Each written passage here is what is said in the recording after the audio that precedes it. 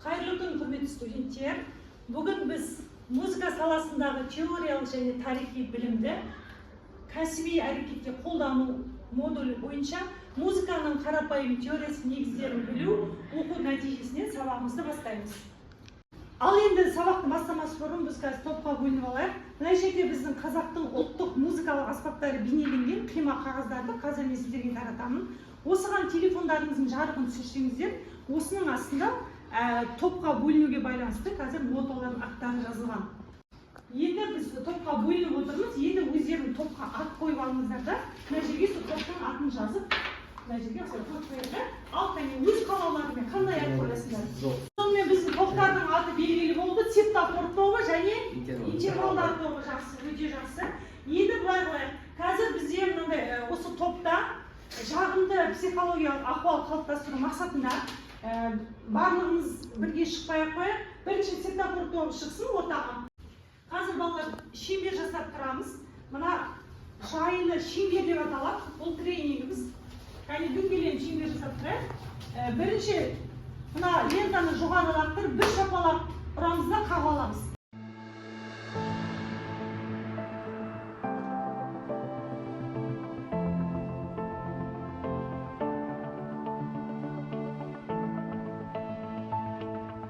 Бұл тренингпен балалар біз не айтқымыз келді? Қалай ойлайсыздар? Психологиясы. Не жұмыс? Отпен ұжымдық бірлесіп жұмыс жасау, бір-бірімізді түсіну, сезіну, топтың мүшелері бір-біріне қолдау көрсету.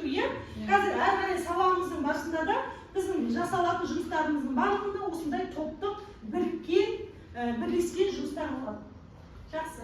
Енді балалар, бүгінгі сабақтың тақырыбын айқындап алайық. Ол үшін мына жерде қима қағазда бірнеше сөздер белгіленген. Қазір әр топтан 2 баладан шығып, осыдан қағаздан алып, осы қағаздағы сөздің өзін атамай, анықтамасын айтуға болады, немесе сипаттап, сол сөзді сипаттап айтамыз. Қағазда жазылып тұрған сөзді айтпаймыз, жарай ма?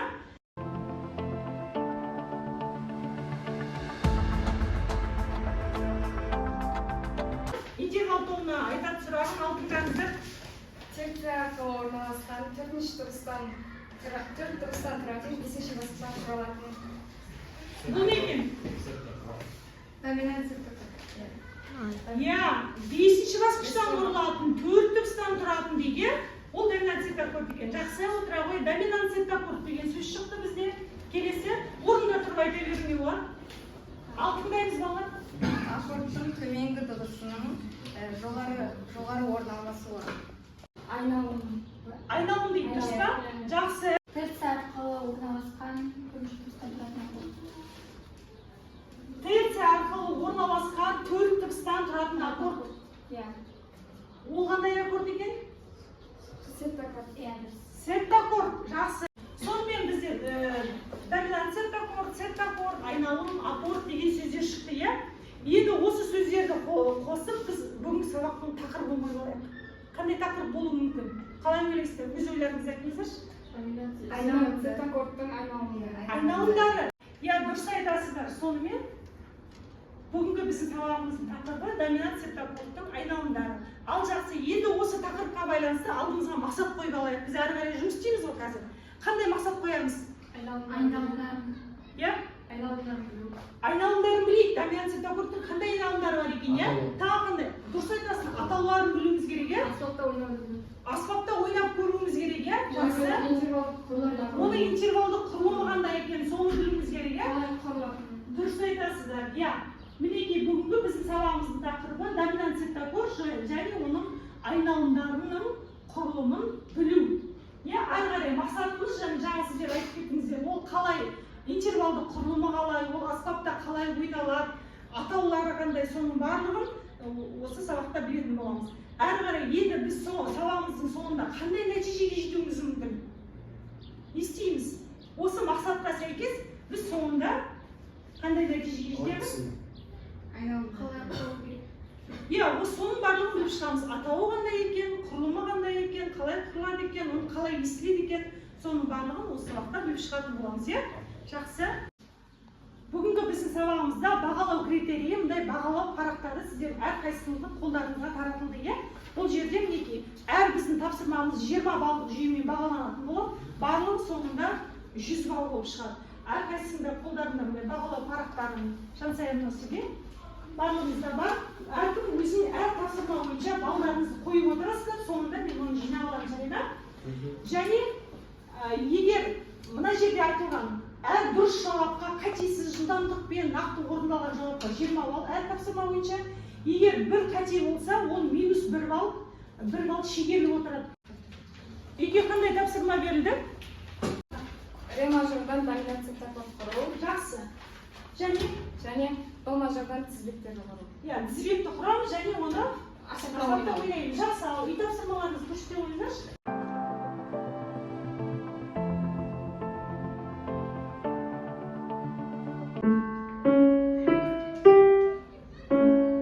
Осы ойнаймыз, қосып аккорд естілмей қалып, кәне? Таза. Бұл қандай аккорд? Ре мажордан доминация. Жақсы. Ал айналымдарды кім ойнайды? Ал кәне, тоникалық бір секс аккорд қалай болады? Сосын доминация аккорд солдан басталады. Соль. Сосын қайтадан тоникалық. Мінеки, ең таза бол деп. Тағы рет білем жүрші. Тыңдаймыз. Тоникалық подсекс аккорд. Тыңдаймыз өне ғой. Ең доминация аккорд. Қайттан тоникалық подсекс аккорд. Жақсы отыра ғой. Жақсы, үй тапсырмасын жақсы барлығыңыз орындапсыздар. Енді бағалау парақтарына үй тапсырмасы бойынша бағаларын қойып шығыңдар өздеріңізге. Енді бүгінгі жаңа тақырыбымыз біздің доминация аккордтың айналымдары. Міне мына қағаздарда доминация аккордтың айналымдары туралы мәліметтер берілген. Қане осымен танысып шығайық, оқып.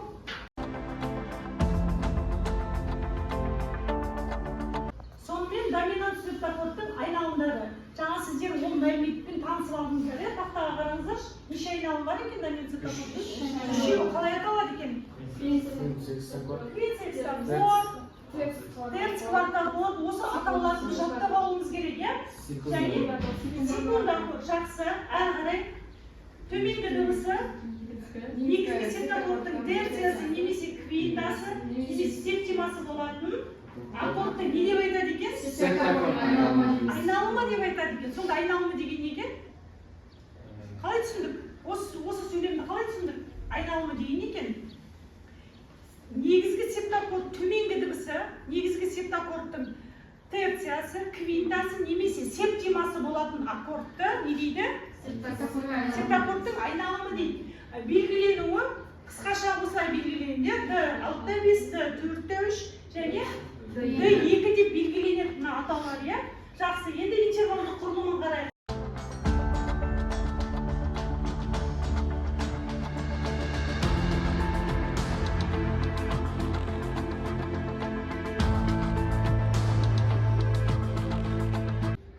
Енді осы айтқандарымызды жаңа біз анықтамаларын түсініп алдық қой, Енді сіздер айтып отырасыздар, мен жазып отырамын, жарай ма сіздердің айтқандарыңызды? Ал кеттік. До мажордан доминация аккорд нешінші басқыштан құралады? 5-ші басқыштан. Ал айта қойыңыздар. Соль, си, ре, фа. Д, жеті, Ал әрі қарай келесі айналымы қалай аталады?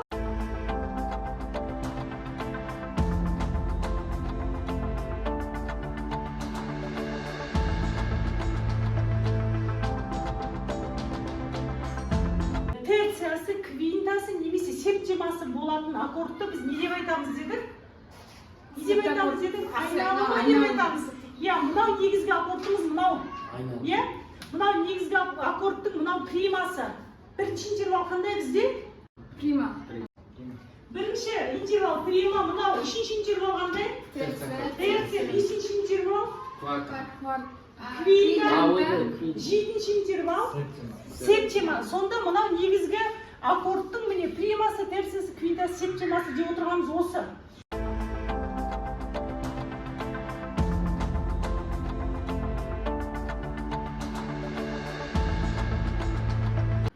Сонымен доминация аккорд туралы түсіндік па балалар? Енді осы түсінгендеріңізді маған қазір тапсырмаларды орындалатынын көрсетіңіздер. Мынандай сіздер қазір практикалық жұмыстар жасайтын боламыз. Бірінші жұптық жұмыс бұл айналмалы бекет деп аталады. Бірінші аккордын құрып келесі балаға береді. Келесі жұпқа ол жұп келесі айналымын жазады да мына топқа береді.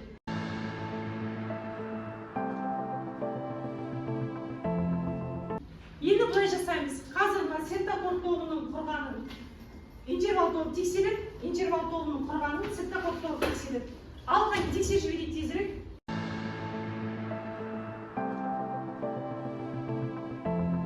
Жақсы, енді мына тапсырманы жақсы орындап шықты.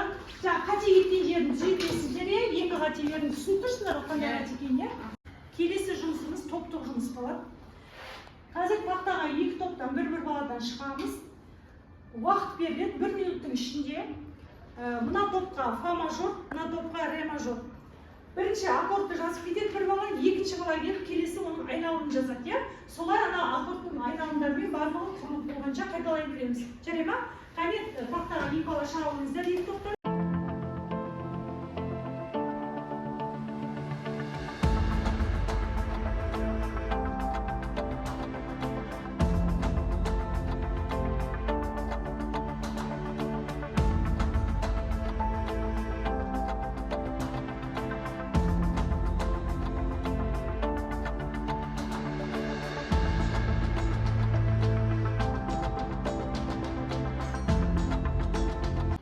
Интервал тобы, септаккорд тобын тексереді, септаккорд тобы интервал тобын тексереді. Қане тақтадан тексерейік.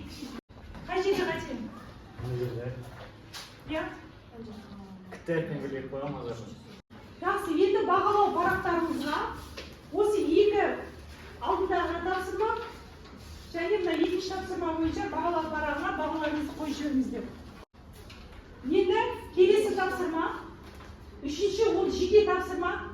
Осы тақтада құрған аккордтарыңызды ойнайсыздар. Ал қане кеттік.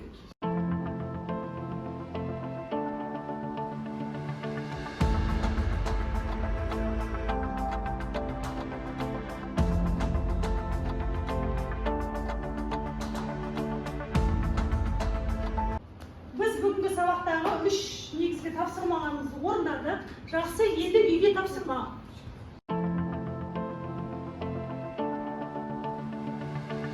Енді бүгінгі сабағымызды Блум түймедегі деген осы әдіспен бүгінгі осы сабақта айтылған, жасалған жұмыстардың барлығын осында берілген мына қысқа сұрақтар арқылы сабағымызды қорытындылайық.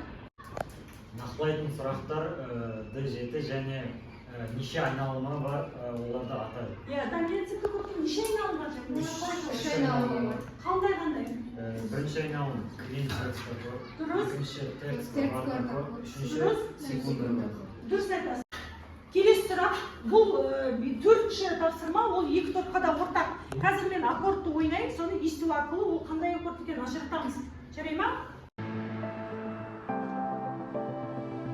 Келесі тапсырма, сабағымыздың соңы қорытындымыз. Мидың суретін саламыз дәптерлеріңізге, және оған осы сабақтан алған жаңа білімдерін, миларыңызға қандай жаңа мәлімет алдыңыздар, соның барлығын осы мидың ішіне жазуларыңызға болады. Жарай ма? Сіздердің миларыңызда қандай білім бар екен, не игердік, қандай сөздер жаздыңыздар, қане айта қояйық. Бүгінгі тақырыпта доминант септаккорд туралы білдім. Нешінші басқыштан құралатынын және үш айналымның қалай құралатынын білдім. Асатта ойналуын білдім. Жақсы. Кирилл айта қойшы, сен не үйрендің бүгін сабақта? Бүгін аккордта неше дыбыс бар екенін және доминанта септаккордта қалай айналымдардың құрылуын білдім. Қалай құратынын түсіндің, иә? Жақсы, отыра ғой. Доминант септаккордта неше айналымы бар екенін білдім және айналымдардың атауларын түсіндік, иә? Жақсы, жарайды, отыра ғой. Енді сабағымызды қорытындылап, ал және өздеріңіздің бағаларыңызды, бағалау парақтарыңызды толтырып, маған тапсыра қойыңыздар.